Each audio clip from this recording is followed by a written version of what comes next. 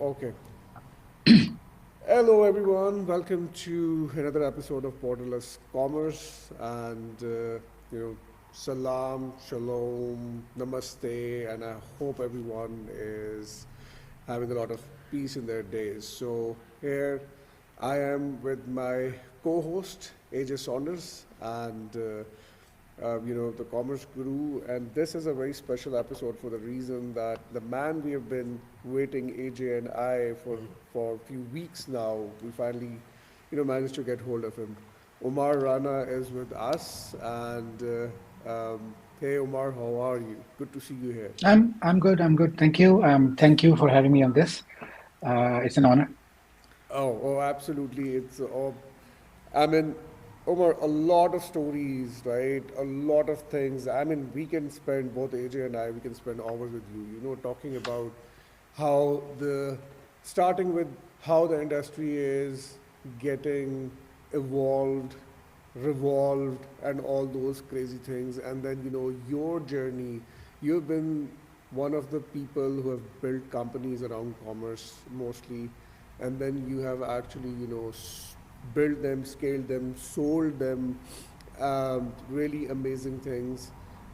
I want to basically start from the scratch, almost the scratch, from where Okay. your career started. I mean, starting with something like, you know, where did this idea of becoming an entrepreneur, pushing the boundaries with the tech person that you are today, very successful, very inspiring. How did that really happen? At what stage of your career it really started? Yeah. Okay. So as you said, very early, or way back. So I started my career informally in 1998, actually, and that started out with entering into technology. I was doing my computer science degree at that time, but I did my MCSE in 1998 before my degree completed. Actually, CCNA, CCNP, all of this before actually my degree. Anyway, so that means I'm a techie by background, so I was hardcore in that area. But ever since, parallelly, I was doing the job. But ever since I came into this, I was always sort of someone who's a bit restless when it comes to only doing one thing. So that actually led me to experiment with a lot of things. So just imagine I'm talking about 2000, yeah, 2000, and I was setting up ISPs as a consultant. And my degree actually completed in 2002.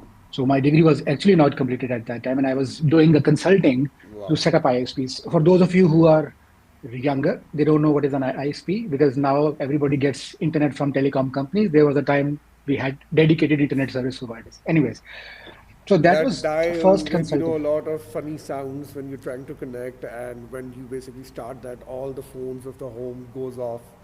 It's Yeah, yeah, that yeah, thing, exactly, right? exactly. I remember those days because I was young enough that my mother would come and shout at us to get off the internet so she could check the answer phone. Yeah. Yeah. So you have to dial a modem, and the modem will take another 1 or 2 minutes to basically keep on generating sound, and then it will connect. And So and I've seen the when you're looking the pictures used to download like this, right? yeah, yeah, yeah, yeah, exactly. yeah, yeah, yeah. Sorry, go ahead, Umar. So my first interaction with the internet was obviously pretty early, even that earlier than that. I actually did my first shopping on e-commerce online in 1995, 96. That is way back. So I bought a protein supplement at that time. So I was into sports and all that. So I bought a supplement. Anyways, so I was setting up ISPs and doing these things in 2000, while on a job. From there, I got a bit of confidence that, okay, this is very easy. Making money is an easy job. Go tell people how to set up an ISP, configure the equipment, and you take your fee. Why don't I start a business? So then I instantly jump into doing a venture. The mistake was I thought it was very easy. So somebody who is 21, 22, 23, you can expect this kind of mistake. You start a business. So I started my ISP, my own ISP, while on a job, while I was myself 21, no experience, nothing. And it failed, obviously. Within 6 months, I have to shut it down. But the reason for failure was not that I was not able to set it up. The reason was I was never available because I was on a job as well as tried to running an ISP. Okay. Anyways, so moving forward from that, then I stick to doing a regular job for next 15 years. But during those 15 years, I kept on consulting. So I started consulting with PricewaterhouseCoopers for the UK Tesco campaigns, marketing campaigns. Then I started consulting with textile industry, setting up their networks, defining their enterprise IT policies and all that. During this phase, I was working with Telenor as well. So I joined Telenor. I stayed with Telenor for 9 years. And within Telenor, I shifted a lot of technology roles from networks to security to contact center to enterprise systems to data centers. So got the opportunity to a very diversified career within technology section. That is also where I got a flavor of development as well while in Telenor, because a development team was also responsibility. I set up a development team for the contact center, so I got some flavor of development as well. But during all this time, I was not very happy, especially after spending like 8, 9 years in Telenor. I thought, okay, I am doing something which, okay, that's fine. I like technology, but I'm capable of more. I need to create solutions. And being in an enterprise IT or enterprise space, we know that we're not creating solutions. We're deploying solutions. We're deploying solutions coming from big companies, and especially companies like Telenor. They don't let you experiment with these things. You have to run, So operations and all. the SAPs and Dynamics 365 and Yeah, AX, exactly. they normally have, Siebel. yeah. Basically, telecom sector primarily works with Siebel and all. Siebel, Avaya, Genesis, and all these systems. So in 2013, I was in a phase where I was thinking of leaving the job and starting something, but not of my own, to join my father. Because my father already had his business set up. He was also initially in a job, basic job, but then he went on to business. So his business was rapidly growing in 2013. He's into industrial automation and robotics. So the opportunity was there that we thought, okay, now his business needs somebody from the software and IT as well, because that's going in that direction. Yeah. So we had a discussion in the family, and it was decided that I'll join him. I resigned from Telenor, joined my father's company. Within 2 months, we realized we cannot work together because we Okay. are both opinionated uh, and had different kind of grooming. Me coming from more corporate background, he coming from industrial background. So we have Yeah. different set of value systems and working processes and all. Anyways, so he said, okay, And you've been in this, technology. what is this year now? 2013 September, I joined my father, and in November we decided this is And not going to work. was that the shortest gig that you ever had? Yeah, exactly, exactly. Okay. And I'm Yeah. sure you don't put this on your CV or your profile. No, I cannot put that on my CV. 16 years. Yeah. And I'd love to recruit to phone your father going, so tell me about your son. And he's like, he's terrible. He lasted 2 months. What are you trying to say to me? And AJ, this podcast, I mean, we're already having fun. We made Umar laugh and smile so many times. I know, I love it. Folks, I love he it. is known He's a really to be serious guy, though, isn't he? Yeah, yeah, yeah. maybe I've loosened up with age. So, anyways, so he said, okay, you're doing this technology, software, all these things. So why don't you start your own? I said, okay, I'm not going to back to a job now, so let's start something. So that is where Alchimative started. So January 2014, I registered Alchimative. So idea was to basically create products. I was never interested into basically going into services business or building websites or all these things. So idea was to build products, and those products which can solve problems of businesses and community in general idea. So the very first idea I wanted to work was a recruitment engine, AI-based recruitment engine. And when I drafted the idea, obviously at that time it looked very complicated. So in 2014, you're talking about building a machine learning based model where you are going to quantify a human behavior, and that not just from a behavioral perspective, from all the data points you generate as a human in your career and education. So there were about 1,000 data points I identified, which can be quantified into a mechanism where you can rate people for the suitability for a particular job. Anyways, we never were able to develop that, because when you start company, you realize, okay, I need to make money first. We now to create products, you need funds, and because you started a company just like that, you don't have funds. So okay, we have to go into services. So from there, I went into services. Initially, starting some of the things which I knew already, information security. We got into partnership with Sofus. At that time, the company was called Cyberom, Amazon, Microsoft, Google. and started selling those services. Plus, we started creating a product which came from the market that there is a need in Pakistan to create an education management system. So we started creating an ERP for schools. It was Ruby on Rails, Angular JS, and we built that solution in 6 months, launched it, built a nationwide sales team. It was a huge failure. We spent almost 1.5 years.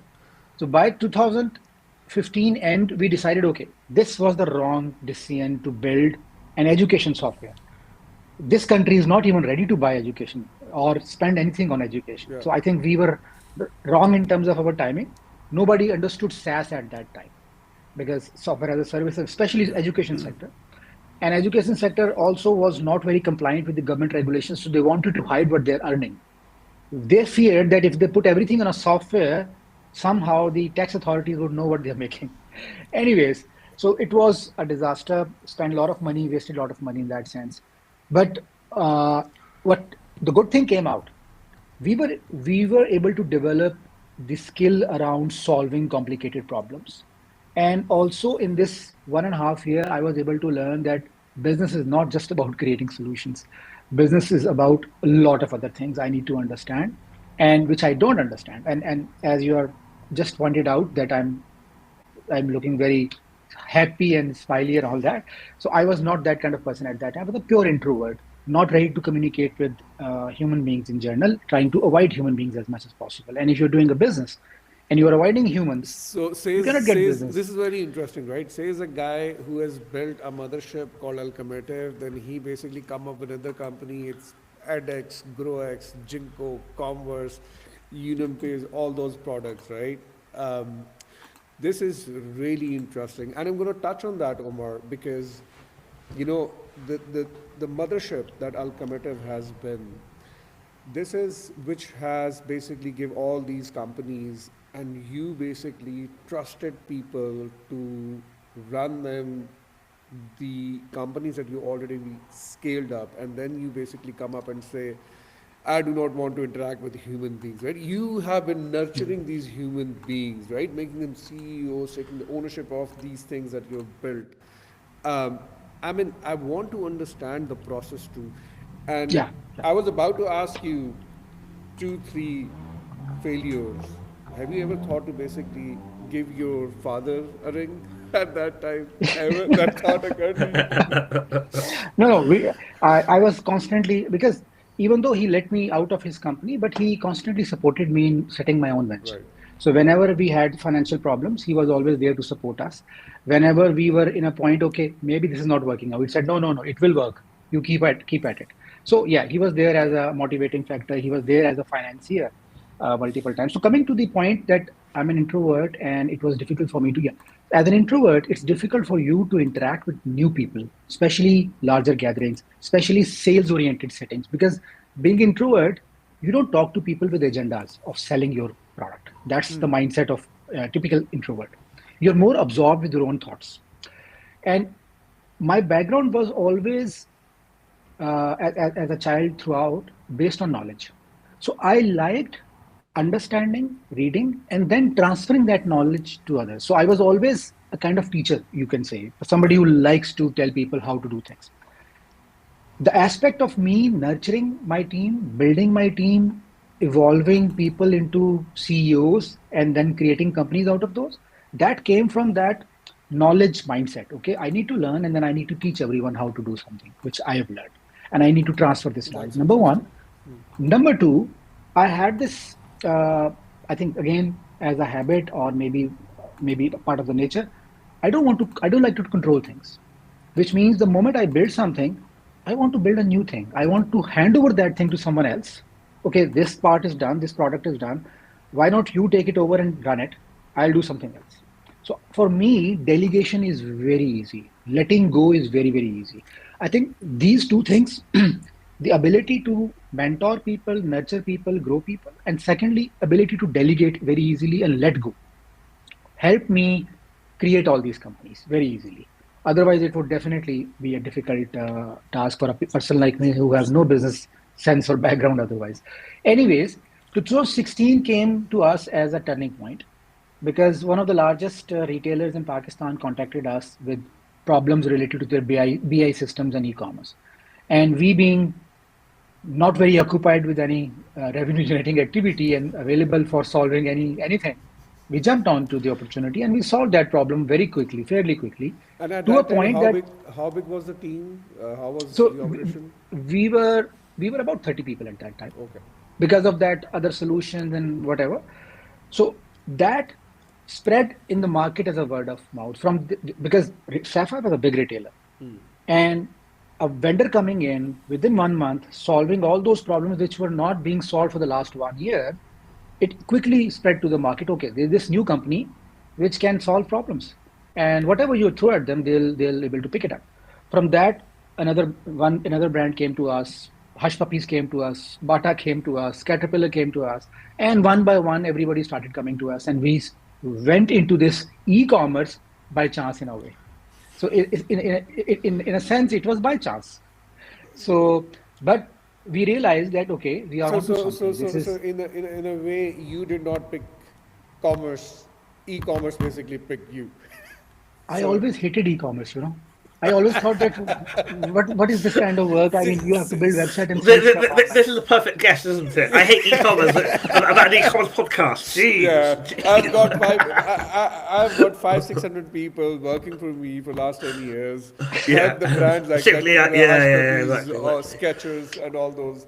But I hate Yeah. e-commerce. Yeah, okay, that's Yeah. cool. So yeah, that's the irony. I mean, Yeah. you know, there's a thing people say, whatever you hate, you are eventually going to do it in one way or another. The nature will make sure that you do it. So I think that perfectly fit with me. So true. I'd never wanted to do e-commerce, but we became the largest e-commerce company. We became the best e-commerce company within 3 years by 2019. That is where we started creating offshoots because there was the department of marketing. So I thought, I don't know marketing. My customers are happy, department is running fine, it is making money, but I don't like marketing. So why don't I create a company and give it to someone else who can run it better than me? So that is where this marketing company, edX360, came in, which now is the largest performance marketing company in Pakistan. And again in Middle East and UK as well. By the way, they expanded to UK as well. Nice. In 2019, again, I think we got lucky multiple times as well. In September 2019, we came up with an idea, okay, why don't we create an omni-channel engine? Because future is all digital. Right now we are into e-commerce, brick and mortar is there, but something is needed to connect both of these. So let's create an omni-channel engine. We had experience with building logistics solutions and payment solutions and inventory solutions. So let's combine all of that and create an omni-channel solution. This was September 2019. We created a solution, sold one of the customers in December 2019, and 2020, we have Corona. We Okay. got COVID. And because of COVID, all the retail stores are closed. Everybody needed that solution now, which we just created. So we got lucky. In 20, that rapidly grew to a point that we decided, okay, now this is too big to be contained within the company. Let's create another company for this omni-channel solution, which is now called Jinko or Ginkgo Retail. And that is where in 2021, we created that company. So I appointed the person who was with me on this journey, Ubad, who was business development and all, as a CEO, and it went on. Now that company is independent and growing in Pakistan. Another venture we did in basically, I think 2020 as well. We realized by the mid of 2020 or end of 2020, after COVID actually was ending, that we are now very big and very, very expensive. Because when you become big, you become expensive, you have bigger customers. And edX is also now expensive. Whereas the largest of the e-commerce market in this country is startups and medium scale. They cannot even afford us. Why not create a company which does not cater to big customers, which have a low-end team, relatively easy process, and which is 360 degree rather than just tech or just performance, everything in one place. That is where the idea of GrowX basically came in. We created GrowX, hired an external CEO as an independent company. It was created and is, by the way, still running in a fairly reasonable manner. They have diversified into Amazon Commerce and other stuff now. So this is in general, I would say, our business, my business journey when it comes to creating companies and all that.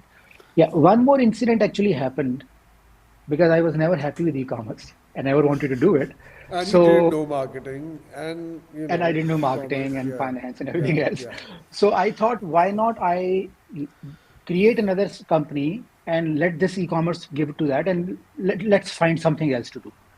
And that is where we created a company called Epinovus.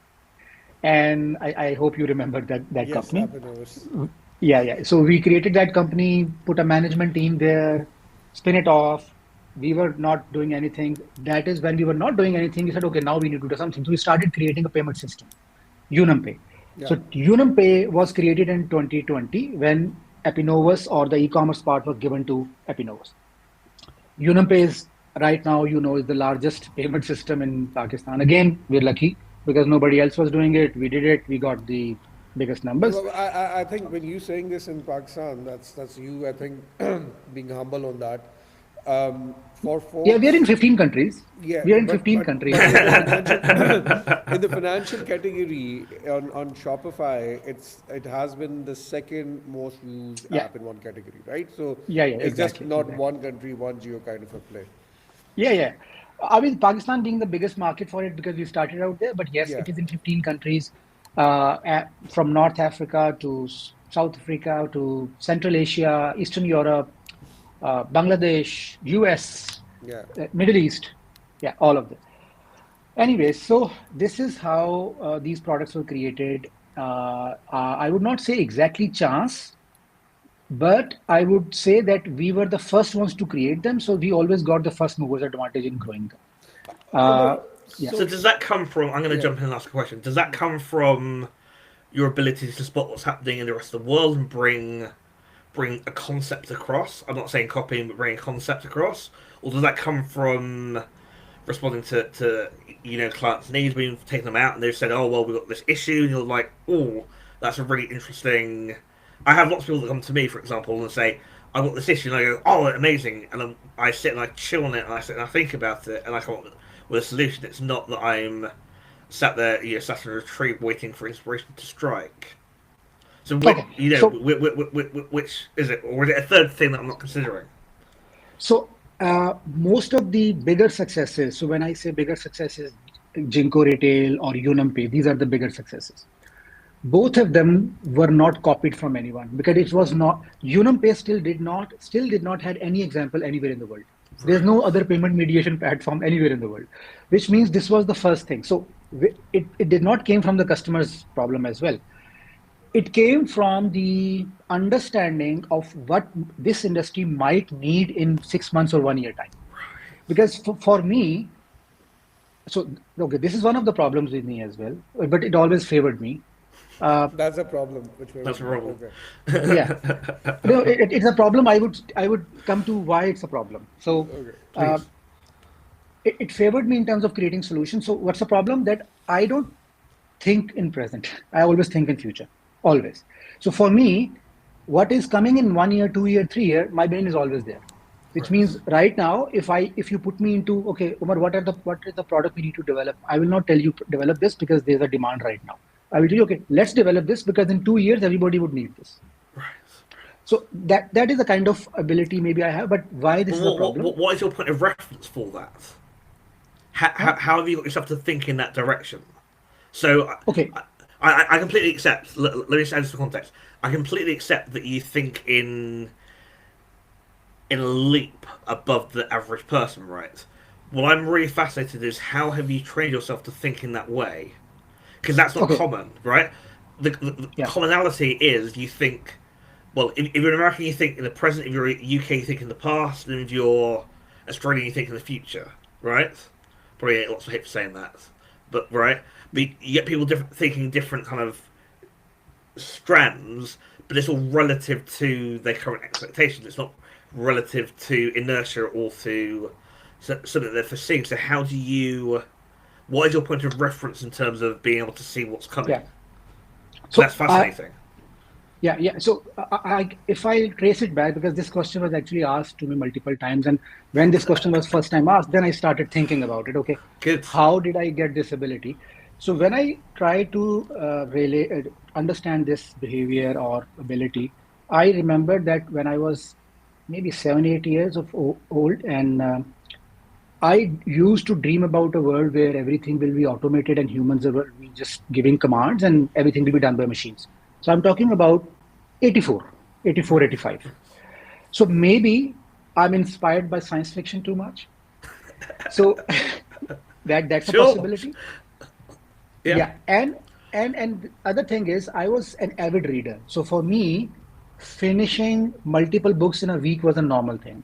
I think that the lot of fiction coming in, fiction, non-fiction, everything coming in, you sort of tend to develop an ability to always see what is going to happen now. Right. Maybe that's so I do not have this ability structurally developed, did not actually put any effort to develop it. It is always there for me. Yeah, yeah, yeah. uh, Yeah. and as a person, I always had this behavior of, I would say, personality trait of pro. You can say preemptiveness or proactiveness. So another example is, if I join a job, so I'm landing on a position. Say I'm a network engineer. So the moment I land on a job of a network engineer, I will start preparing for the next person in the vertical hierarchy from that day. So I would see, okay, this is my manager, what he's doing. So my target is to make sure that he's not doing anything, because he should be able to delegate everything to me, and I need to learn what he's doing. It's always like that from day one. So So, this helped me grow very fast every time. so Umar, this is at an individual level seems to be, a trait, nature's gift, or whatever experience that you went through. Now, to carry this forward, one person cannot do this, right? So now this is a very valuable trait that you have. How do you build teams which are kind of, keeping pace with you to support your vision, even maybe a small group of people, right? So how do you keep Yeah. them excited? Because there are always You need different to have type. believers. You need to create believers. How do So you do that? you need to create. How do I do that? Maybe You need to this. build the cult of Umar. The cult of Umar. Yeah. So you just need to have some believers. I think it's very easy to have believers when you are honest, transparent, and when you tell them, okay, this is going to happen, let's say 3 months, and that happens multiple times, and they see that whatever he sees, sooner or later it happens. So they start believing whatever you. So I think that's that's That's a that's good how way it of putting it. got developed. Yeah. So, and I would say that I had a fairly good team who works with me. They put effort in that, because it's also, as you said, it's not a one person's job. Yeah. I can dream about something, but I cannot build it. I Yeah. need people around me, team with me, who can build it with, Yeah. sell that solution. Even so, one of a very recent conversation with one of the colleagues. I cannot name the colleague because he's also a public person. He came to me and he said that I realized after working with you, when I was working with you, I did not realize that at that time. I thought I have learned everything. I don't need Umar anymore. But after 2 years, I realized that I don't have the ability to create dreams, because I'm not able to sell to those people who don't know what I'm selling. And you are able to sell to those people who even don't know what is that. So you create that illusion or that solution that does not exist in reality. So maybe, Yeah. anyways, uh, So Umar, now I want to basically, shift the gears, and I want to basically talk about the two things. Now, your when did you see the opportunity that you need to push into the international markets, right? And when you were doing that, you moving, I think 2021 you moved yeah, to Dubai, right? UAE. And then you basically had boots on ground. You were expanding into the U.S. market. You had boots on ground in the U.S., UK, and I mean, your need to basically get into the international markets. What was the experience around there? And Yeah. then the next So step, which was very surprising, right? I'm going to talk about that in very detail. You know which one I'm referring to. But yeah, go yeah, ahead. Let's talk I know about that. this one. So I'll try to end this part of the conversation exactly at a point where the next conversation needs Yeah. to start. Uh, so 2021, I realized that we have created a good system. We are capable. We have product. We understand e-commerce, but this country is economically not there to generate us enough revenue to grow. So it's giving us enough revenue to sustain ourselves, but not enough revenue to grow. So what we need to do is we need to sell the same capability, same products to international market. That is where I moved to UAE. And we started hunting international market, trying to sell our solution, our capabilities, services, products, whatever. So this is basically the fundamental reason for moving international. So internationally, what we realized, it was to some extent surprise for us at that time. Because when I came to international market, I thought that obviously I'm coming from Pakistan. We are a relatively underdeveloped country. Our solutions and customers, everything must be slightly subpar as compared to what the international market is Or doing. maybe But unique when we came, requirements, they're built around that, right? yeah. So, but when we came to UAE, we realized that technically speaking, UAE is even uh, behind Pakistan because Pakistan is a very demanding country, and because of that demanding nature of everyone, innovation happens. Even Yeah. though you don't get the money for that, but innovation happens. Uh, so when we came to UAE, wherever we go, we were considered experts. Why? Because we were able to offer solutions which the existing vendors in the market were not able to offer. This happened to us even in UK market, in US market, that we were able to secure bigger customers in those markets purely based on our understanding of what can be done. And even if the system is not capable of doing that, how can we create a workaround around that system to basically enable that? And I think and that mindset, yeah, and that helped us. ironically, all that learning and exposure and maturity came from a market which was not paying a lot, Yeah, right? We were paying well. yeah.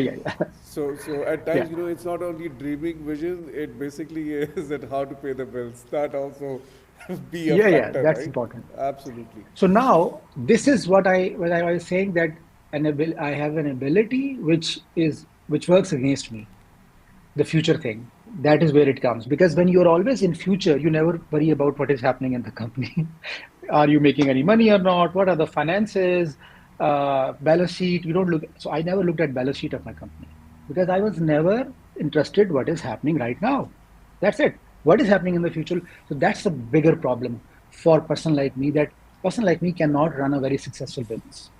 I can create products, I can innovate, I can enable a lot of businesses, but building a very large, financially large business for a person like me is not easy. So That is what? where the next transition happened. Yeah. So So so yeah. I don't want to say Go ahead. so. For me, I call it the superhero complex. And what I mean by that is, if you read the E Myth talks about how there's this myth of somebody who starts a business is the right person to run it throughout every stage of growth and every stage of development. And it sounds like you've had to learn that lesson the hard way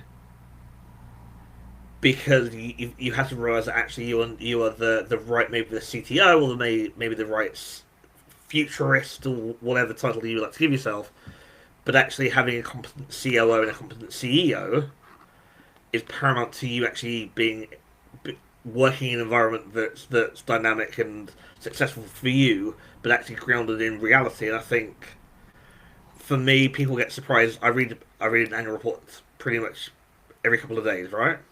And the reason I do is because I'm trying to learn more about the language of finance because I believe that finance, marketing, and ops are all interconnected. And people think that people think I'm a nerd anyway. He, Hamid definitely does. Yeah. Yeah. Yeah. But I'm often surprised how these visionaries kind of corrupt. Maybe that's too strong a word, but corrupt the idea of having a successful business because they're so focused on what they're brilliant at, and they're not willing to be Yeah. reined in or be able to sit in that second seat. And so that's really interesting. I'm just going to finish with this one point. Um, 15 years ago, I watched a video, and the guy on this video angered me greatly because he said the best position for a founder to be in is to be like COO or the CTO or the CFO. And I was like, dude, but that's why we started businesses, to be the COO and to be this all winning all. And it's taken me a couple of years. I realized this years ago, right? It's taken me a couple of years to realize that actually he just absolutely spot on because not everybody's built to be the COO of a growing enterprise. Whereas they might be a better executive chairman because they can think about the future, they can think about what's happening, and have a competent team who can translate that into, well, what do we need to be doing now, 3 months, 6 months, 12 months down the line to make it all happen? Yeah. And so it sounds like you've learnt that lesson a very, very hard way. Yeah, exactly. But And you come to that you're spot conclusion. on that. Yeah, I reached that conclusion, and you're spot on there because what I understood with time is that there are two or three options. If you're someone who's like this, creating products, thinking in future, and you're still the CEO of the company due to any reason, hire a very strong second tier, very strong second tier. Get a good CFO, get a good COO, CTO, all of them. So then you can, yes, you have the title, but you're actually focused on products, and everybody else is running the company. Or have the courage to step down, bring someone else to run the company, and focus on what you want to do, research, products, whatever.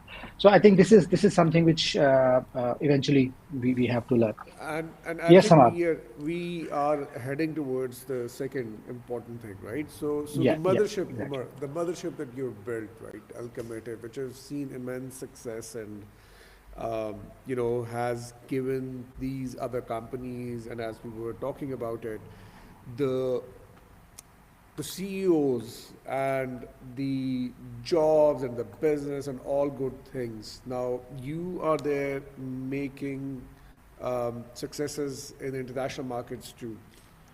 Now getting acquired, I mean that was a decision that obviously you had very good reasons to take on. I think we can take the name of the company. It's a Yeah, public news, sure. yeah. And public So news, obviously. yeah, of course. So you acquired by DevSync, and Yeah. then I want to basically understand your that thoughts behind it, the circumstances, while you were already doing well in whatever you were doing. Yeah. Um, and then I will come to how's your now day to day going working with now. Exactly. You're an employer now, right? But I Yeah, know Employee, the exactly. framework employee. that, yeah. Yeah. So the way you operate, I know that. Most of us we know that. So Umar, Yeah. that's an important thing I want you to talk about. So basically, we went to DevSync for investment into one of our products. And while we were there, this conversation started where they said, okay, we are, so DevSync is a software company primarily It's focused pretty on huge in resource that part of the augmentation. world. Yeah. Yeah, and resource augmentation. Their primary market is US, and it's fundamentally building teams for the companies. So they have outsourced teams and all those that business model. But they wanted to come into products and solutions, but product and solution is a different mindset altogether. And as per the conversation, they did tried at it, but it did not somehow happen because obviously there's a different kind of DNA, and especially when you're big, it's not easy to steer the whole Yeah. company into new direction and Already change has the a mindset and culture culture. and everything. Yeah, Yeah, yeah. exactly. So when we went to them for investment, they said, okay, this is a perfect opportunity.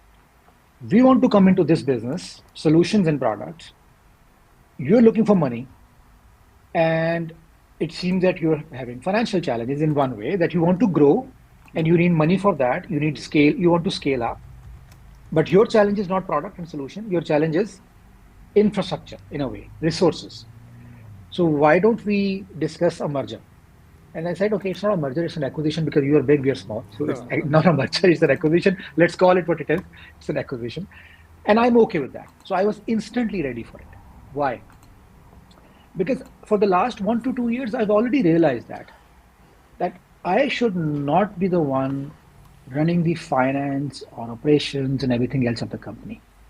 And I think, Hamad, we actually, when we first interacted, this was one of the conversations we Yes. also had. That Yes. I was actually looking for somebody to replace me for a reasonable amount of time. But Alchemative being a very complicated organization because of the product and mindset, it was difficult to find that one person who can take or run this company. So when this option came, I instantly jumped to it. I said, okay, yes, I'm in. Let's discuss how can we get acquired, not merged, acquired, and what would be our future with that. And yeah, that is what it happened. The first meeting actually happened mid of December, and last week of December we were in DevSync. It So it one went week, pretty quick, right? It went 1 week. Yeah, pretty quick. I mean, for an A&M kind of a situation, it went pretty quick. yeah, And 1 week, 1 week. so, I, Omar, I I know that M&A deals are still going through 18 months later, and they're still debating whether it's the right opportunity still.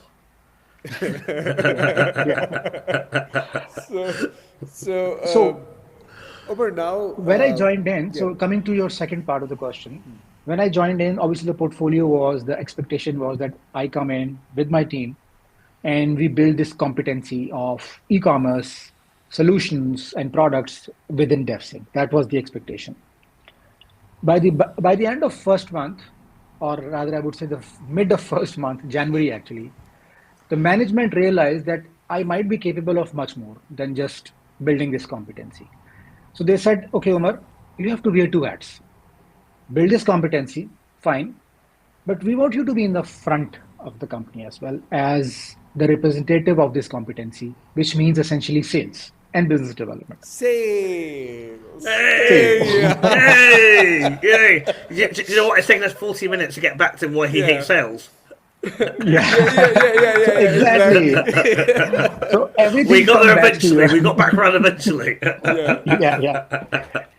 And I accepted that again. Why I accepted that? Because I realized, and I was realizing, having this realization for some time, that all those things I'm running away from throughout my career, interacting with humans, Yeah, networking, yeah. You got to sell it to sales, humans eventually. Yeah.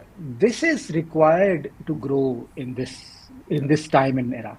I'm not a scientist, I'm not an inventor who will invent something, get a patent, and then that's it. So I'm into business. I'm an entrepreneur. That means I need to have these skills. There's no escaping. So this time I said, okay, yes, I accept it. I'll be a salesman. I'll And get and myself trained. Yeah. and Umar, I see you in that kind of a situation, right? When you had some childhood kind of a sweetheart, but you get married, you have a successful life, but you kind of keep thinking about it. That situation is gonna come at some stage. So that invention, innovation, your sweetheart, right? Seven, Yeah, eight yeah, year yeah. old. So Yeah. so how do you plan to manage that? I Yeah. mean, you're gonna keep sticking to that, right? But how? Yeah. So what I'm going to basically for myself in my own, I would say, head, given myself 1 year. That this 1 year, 2025, is for me to become a salesman, is to become a marketeer, is to become a business person, is to become financially savvy, understand how numbers work. So all of these things. And once I'm able to prove to myself and the organization that I'm not just a product guy, I'm also a salesman and a Yeah. marketeer and a business person. Then I'm going to ask them, okay, now put me back to what I want to do. Actually, give me products. I want to create products. But I think by that time, the sense of monetization would have developed in me, and I believe that I would be in a better position at that time to basically take on the both roles. So right now, my role actually has both things. I need to sell, but what I create. Yeah. So both things are with me, which means I still have that liberty of working on new products. But that comes once I figure out how to sell it. Previously, I used to create a product, selling happens automatically, or doesn't happen, I don't care. But now I have to figure out how to sell it, then create a product.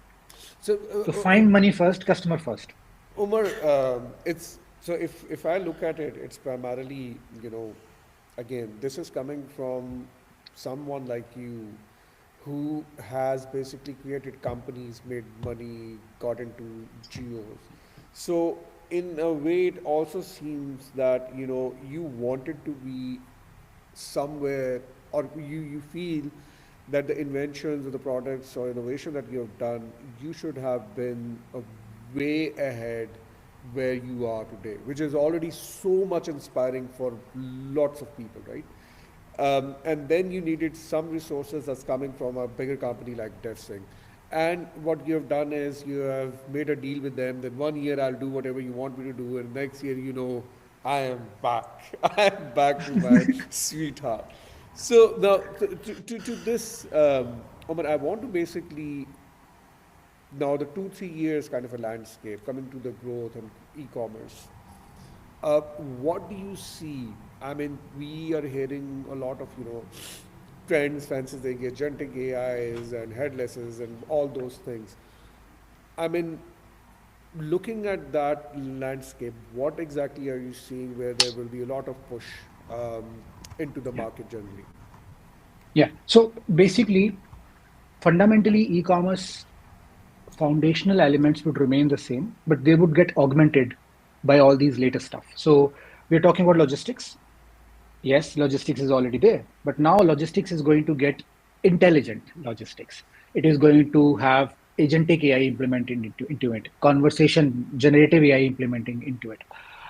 You still have payment systems, but then payment systems will have some kind of machine learning, and it is going to suggest or it is going to show insights to customer. Okay, if you use this kind of payment system, there are higher chances of getting a successful sale or something like that. So all these latest tech is going to basically influence the existing ecosystems. Yes, there are some new opportunities. For example, generative AI have created a lot of new opportunity for e-commerce in terms of, let's take an example of conversation commerce. Now, this conversation commerce is fundamentally based on generative AI because now all of a sudden your e-commerce website has the capability to have a conversation with the buyer. And let's assume, and we know there are a lot of buyers who are not very comfortable, especially in female gender, not very comfortable with the technical process of buying a product from the website. Sometimes they want to compare, sometimes they want to search something and they're not able to find. Sometimes they are there to buy a shirt, but it needs to match what they already have somehow. And it's not an easy process to go through a very large website. So there could be an AI, a chatbot, where they can upload. Okay, I have this trouser, have this hat, and this jewelry, and this that. Give me the matching products on your website, which with this product. This is something which AI or generative AI will do, and you can have this as a conversation. And once you say, okay, this is good, I like that, place an order for this. This is my address, this is my credit card, charge, and done. Conversation comes. Similarly, for example, you're a fan of a particular pattern, and you want to buy that pattern from a particular brand, and that's a large brand, and you don't know how to buy. So you can just go there, put that image in that chat window. It will find the right product, come back. So yeah, so I believe all these technologies, generative AI, agentic AI, all of this is going to get integrated into what we're doing already. It's just going to make things faster and faster, less human dependent. Coming back to my dream where there are either no humans or humans are not doing anything. I do not know. Did you notice that there are 8 billion of us? And growing. Yeah, and growing. Yeah, let's see where Yeah, this takes us in 2 years. Yeah. our mutual friend Umar, who's also been a guest on our podcast, Yeah. showed me a couple of weeks ago a tech AI driven tool that is negotiating pallet pickups and drop offs and is able to do human voice interactions and do conversations with agents, with actual humans, whilst being able to then go back to another human and say, right, they can do X for Y, can you approve this? So it's at the infancy of what I think it can do and what their use case is, but it's really, really exciting in terms of Yeah, can we cut down a lot of the friction involved in having to use humans inefficiently in a process that actually we could use bots, we could use technology far more efficiently than we could allow the human to have the intelligence and to have the management. I think that for me is really, really exciting, especially in logistics, which is incredibly dull and boring, which for all of us probably is very, very exciting, because we're all backwards in that way. Yeah. Yeah. But I think it's a really, really exciting time, and I think the other thing is and this is very, very hot on the moment, and we're not going to talk about this because we don't have time, and it will take 3 hours for us to talk about. But tariffs and import duties and export duties and all of that kind of thing, I don't think we're using technology effectively enough to solve for yeah, those issues. And so I believe in the next year, two, maybe three at a push, we will start to use AI to solve yeah, a lot of that and yeah, allow us to streamline, allow us to ship products in and out very, very quickly without the friction that we currently have. And I think yeah, for me, those two use cases, etc., are incredibly exciting. Yeah, And I'm like exactly. you, I never want to talk to anyone. I want to be left alone. Yeah, and and and we're kind of moving into the last leg of this podcast. We're really having fun. I just realized that we are almost into 50 minutes. Um, We're all going to do part two, aren't we? Come on. We all know we're going to do part two at some point. yeah, yeah, Yeah. okay. And this question now is primarily it's addressed to both of you, right? So, um, I mean, right now, just the emerging trends and all these things, right? Whenever you say more, for example, the basics will be there, but these things will get efficient. But now this efficiency part would also have, of course, a lot of impact on the business, right? On the revenues of the business and all those things. Now, what should businesses do primarily to to basically be ready or at least have that mindset? And not only mindset, what would you maybe consider a bad tech stack or bad kind of processes that could hinder on this, right? So, what would that be? This could be a Okay. mindset, it could be a process, it could be a tech stack, however, whatever you want to basically address. And Yeah, yeah. I mean, tech stack comes later. The first and foremost thing is process and mindset. So, what organizations now actually need to do is implement capturing of data points as much as possible. That's the starting point because you can only improve something when you measure it. And in order to measure it, you need to put sensors or whatever data points everywhere, which means the best investment any organization right now can do is implement as much as possible data point collection systems. Whatever they're doing, they're running project management, e-commerce, whatever. Implement systems where you can capture every bit of thing happening, every process endpoint that is generating all sorts of data. Just capture that data for now. That's the step one. Once you capture that data, then the second step starts where, okay, let's see what this data tells us. What's the insight? So 2 weeks back, I happened to jump onto a demo and I was amazed. They built a BI tool. So we all know Power BI and all these things. So Power BI is pretty flexible. All of these tools are very good already.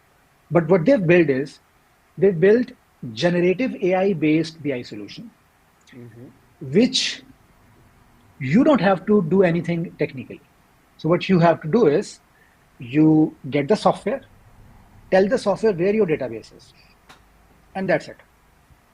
And that's it. right, Then just have conversation with the system. wow, No report development, no development whatsoever.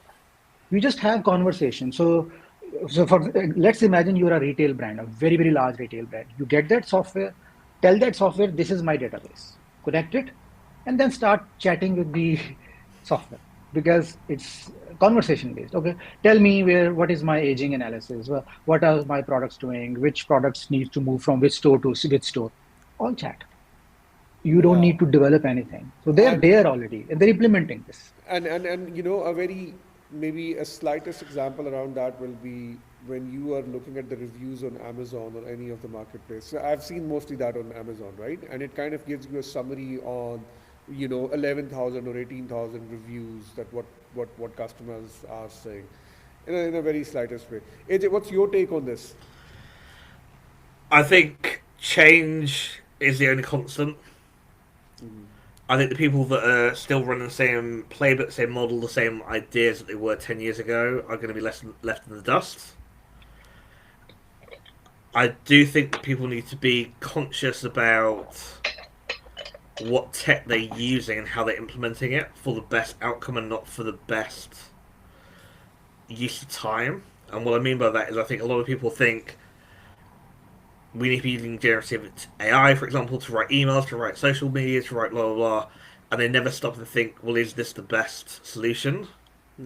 They think, well, we've got this new technology, let's figure out how to use it. Let's just throw everything out the window and try. And so for me, it's can we be mindful of what technology is coming down the pipe? Can we be mindful of what challenges and what opportunities are coming? And then can we re-bias around that, but not throw everything out to begin with? And I can give you a really, really quick example. So I was consulting with a client yesterday, and they are using a CRM system and they're using a project management system. They're a marketing agency. And the guy there was saying to me, well, we're trying to do more combined stuff. And I was like, great, okay, so what have you thought about? And he keeps jumping back into the software. Well, the software can do this. I know why. I get that, but you're not actually taking the step back and saying, what team members do we have? What are they going to use? What's going to make the most sense? What is the workflow? Who is the key man risk or key woman risk, right? How does this all kind of play out in reality? And how does this benefit what we're trying to do organizationally and what our customers want and how our customers are going to respond?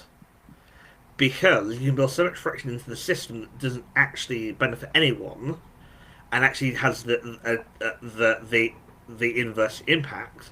It harms everything, and you get left behind. So for me, it's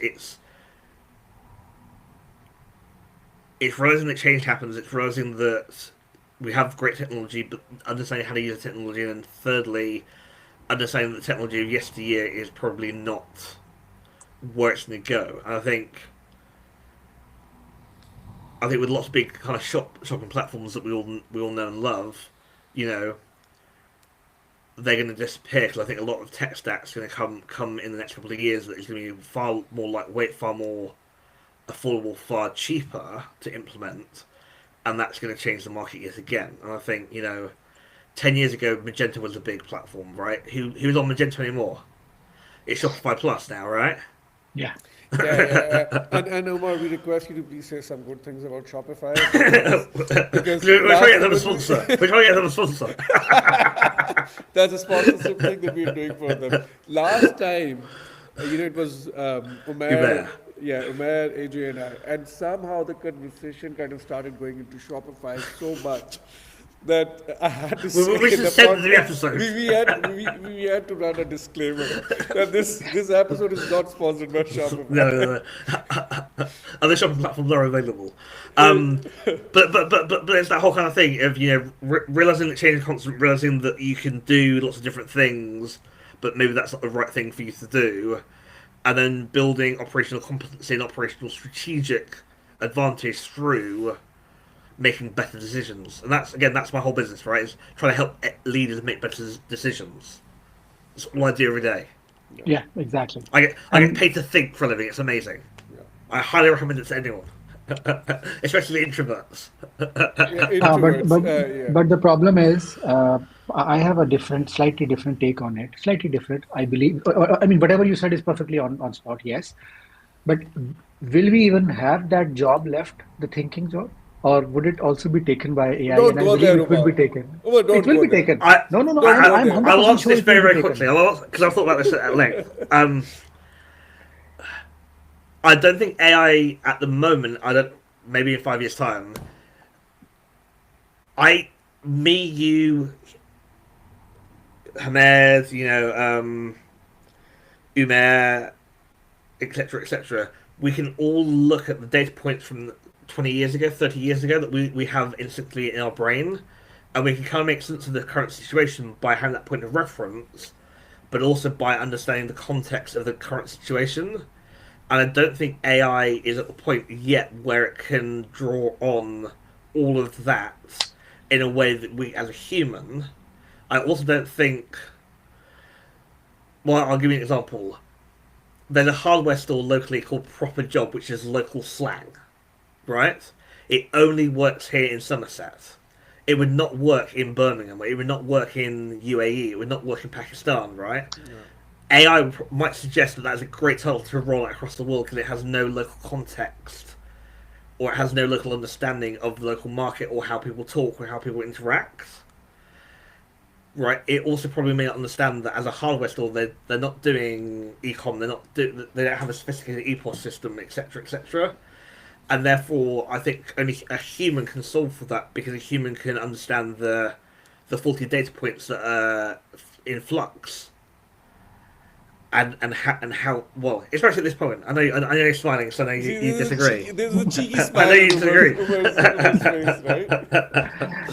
It's an independent topic. I definitely I Yeah, agree.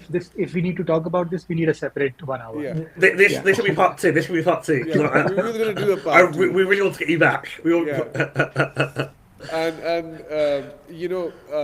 I think this is we are at the time. I am the breaker of the bad news. I was really having fun. I'm sure this is going to be the most seen, most engaged with podcast. Um, so Absolutely. on Borderless Commerce.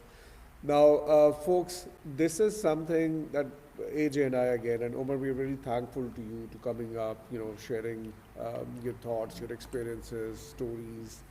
Um, we got to find your childhood sweetheart too in this conversation.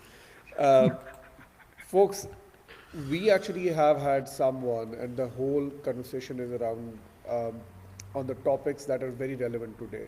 So if you feel any of the questions, any of the please engage with us. Comment box. I would also tag Omar and AJ both into this. Reach out to them. Any conversation, anytime. We are all open to it. Thank you very much for being here, Omar and AJ, and folks for watching this, for encouraging us. Thank you very much. Thank you. Thank you, Imam. So I'm gonna break it now. We now just need to wait till it gets to 100% at the top.